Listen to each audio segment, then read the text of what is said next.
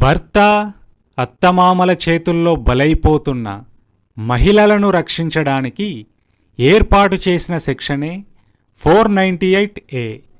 దీన్ని 1983లో ప్రవేశపెట్టారు. ఈ సెక్షన్ మెయిన్ మోటో ఏంటంటే అత్తింట్లో ఉండే వేధింపుల నుండి మహిళలను రక్షించడం. వాళ్ళని శారీరకంగా, మానసికంగా లేదా లైంగికంగా వేధించినా దీన్నే గృహహింస అంటారు. అదనపు వరకట్నం కోసం వేధించిన ఆ భార్య 498A సెక్షన్ కింద తనను వేధించిన వాళ్ళపై కేసు పెట్టొచ్చు. అలా కేసు పెట్టిన వాళ్ళని ముందు అరెస్ట్ చేసి తర్వాత విచారిస్తారు. విచారణలో గనక నిజాలు తేలితే ఈ సెక్షన్ క్రింద దోషిగా తేలిన వ్యక్తులకు 3 ఏళ్ల వరకు జైలు శిక్ష పడుతుంది. నేరం తీవ్రత ఎక్కువగా ఉన్నప్పుడు ఈ శిక్షాకాలం ఇంకా పెరిగే ఛాన్స్ ఉంటుంది. దాంతోపాటు జరిమానా కూడా కట్టాల్సి ఉంటుంది. ఈ కేసులో దోషులుగా నిర్ధారించబడిన వాళ్ళకి బెయిల్ ఉండదు. ఇది నాన్ బెయిలబుల్ కేస్.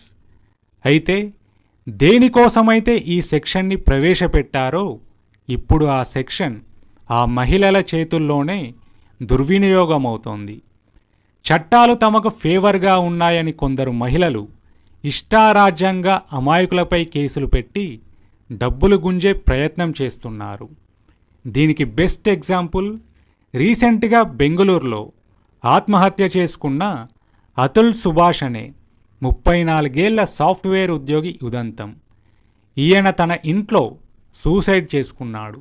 సూసైడ్కి ముందు 24 పేజీల సూసైడ్ నోట్ రాశాడు. తన ఇంట్లో జస్టిస్ ఇన్ డ్యూ, న్యాయం రావాల్సి ఉంది అని బోర్డు పెట్టి మరీ చనిపోయాడు. తన వైఫ్ ఉత్తరప్రదేశ్లో తనపై 498A సెక్షన్ కింద వరకట్న వేధింపులు, శారీరక అసహజ లైంగిక వేధింపులు చేస్తున్నాడని కేసు పెట్టింది.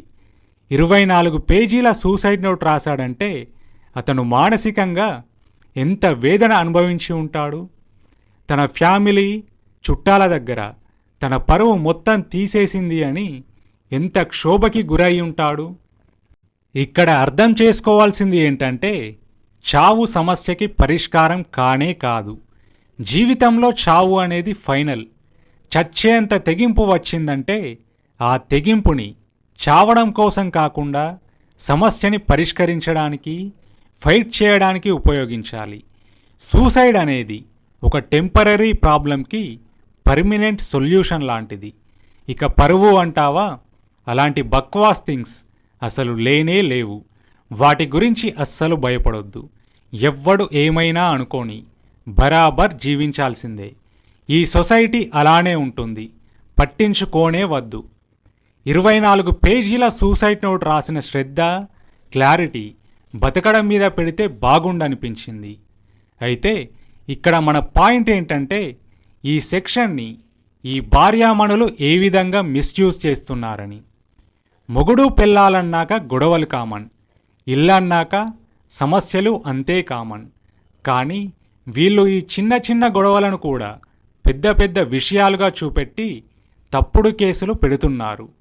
వరకట్నం కోసం వేధించకపోయినా వేధించారని అత్తామామ అందరిపై కేసులు బనాయిస్తూనే ఉన్నారు. భర్త లైంగికంగా వేధిస్తున్నాడని కేసు పెడితే అది అబద్ధమని ఒక మగాడు నిరూపించుకునేదెట్లా? అందుకే అతుల్ లాంటి వాళ్ళు బలైపోతున్నారు.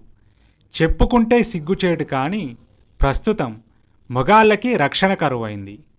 చట్టాలు తమకి సపోర్ట్గా ఉన్నాయని ఇష్టారాజ్యంగా బిహేవ్ చేస్తున్న మహిళలకు శిక్షలు పడాల్సిన అవసరం ఉంది. నిన్న అతుల్ భార్యని పోలీసులు అరెస్టు చేశారు. ఇలా వన్ సైడ్ ఫేవర్గా ఉండే సెక్షన్లని సవరించాల్సిన అవసరం కూడా ఉంది. ఆడవాళ్లను రక్షించేందుకు ప్రవేశపెట్టిన చట్టాల వల్ల కొందరు మగాళ్ళు బలైపోతూనే ఉన్నారు. ఒకరిని కాపాడడం అంటే మరొకరు బలి కావాల్సిందేననేది అసలు న్యాయమే కాదు. అలాంటి చట్టాలు ఉండకపోయినా పర్లేదు. ఎందుకంటే 100 మంది దోషులు తప్పించుకున్నా పర్లేదు, కానీ ఒక నిర్దోషికి శిక్ష పడొద్దు అని మన రాజ్యాంగమే చెప్తోంది.